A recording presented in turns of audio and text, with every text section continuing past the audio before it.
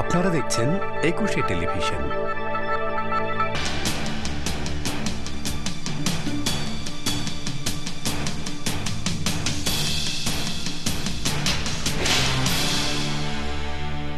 বার্তাকক্ষের সর্বশেষ সংবাদ শিরোনামে আপনাদের স্বাগত। সঙ্গে আছি আমি তাজনুবা জাবিন। বাংলাদেশ জাতীয়তাবাদী দল বিএনপির ৩৫তম প্রতিষ্ঠাবার্ষিকী উপলক্ষে শহীদ জিয়াউর রহমানের মাজারে ফুল দিয়ে শ্রদ্ধা নিবেদন করেছেন বিএনপি চেয়ারপারসন বেগম খালেদা জিয়া। সে সময় মাজারে তার সঙ্গে বিপুল সংখ্যক নেতাকর্মী উপস্থিত ছিলেন। শ্রদ্ধা নিবেদন শেষে বিএনপির ভারপ্রাপ্ত মহাসচিব মির্জা ফখরুল ইসলাম আলমগীর বলেন, প্রধানমন্ত্রী ক্ষমতায় থেকে নির্বাচনী প্রচারণা শুরু করে নির্বাচন বিধি লঙ্ঘন করছেন, তাই তার অধীনে সুষ্ঠু নির্বাচন সম্ভব নয়। সরকার দীর্ঘদিন ক্ষমতায় থাকার চক্রান্ত করছে অভিযোগ করে তিনি আরও বলেন, জনগণ সরকারের সকল চক্রান্ত প্রতিহত করবে।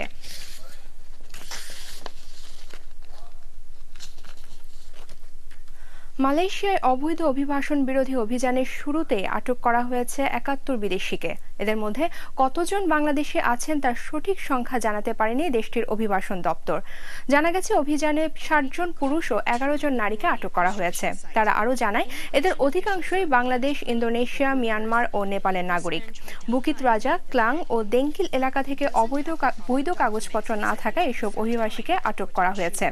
বছর দুয়েক আগে অবৈধ অভিবাসীদের ক্ষমা করে বৈধ করার সুযোগ দেয় মালয়েশিয়া সরকার। গেল বুধবার সেই মেয়াদ শেষ হওয়ার পরই এ ধরনের অভিযান চালিয়েছে তারা। স্ত্রীসহ পুলিশ কর্মকর্তা হত্যা মামলায় তাদের মেয়ে ঐশী রহমানের পক্ষে জামিনের আবেদন করেছেন তার আইনজীবী।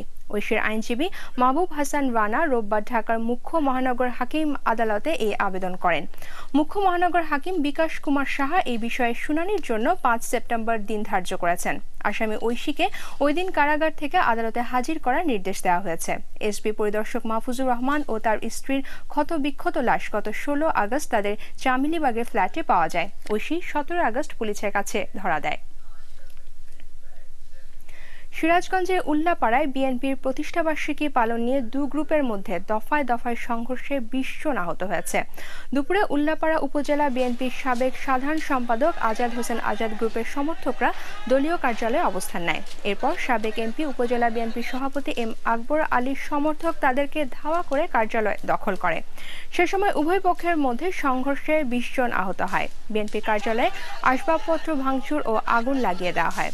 পরে পুলিশ পরিস্থিতি নিয়ন্ত্রণে আনতে টিয়ার সেল ও রাবার বুলেট নিক্ষেপ করলে তারা ছত্রভঙ্গ হয়ে যায়।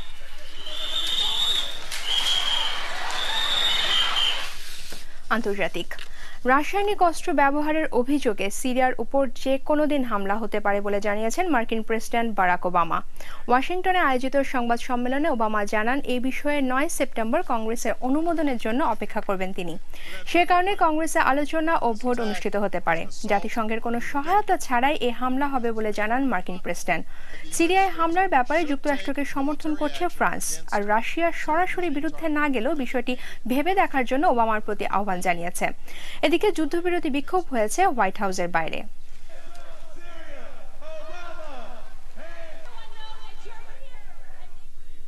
বার্তাকক্ষে এখন পর্যন্ত এই ছিল সর্বশেষ সংবাদ শিরোনাম। পরের সংবাদ বেলা ৩টায় দেখার আমন্ত্রণ রইল। দর্শক, আমরা এখন সরাসরি চলে যাচ্ছি বিটিভি সংবাদে।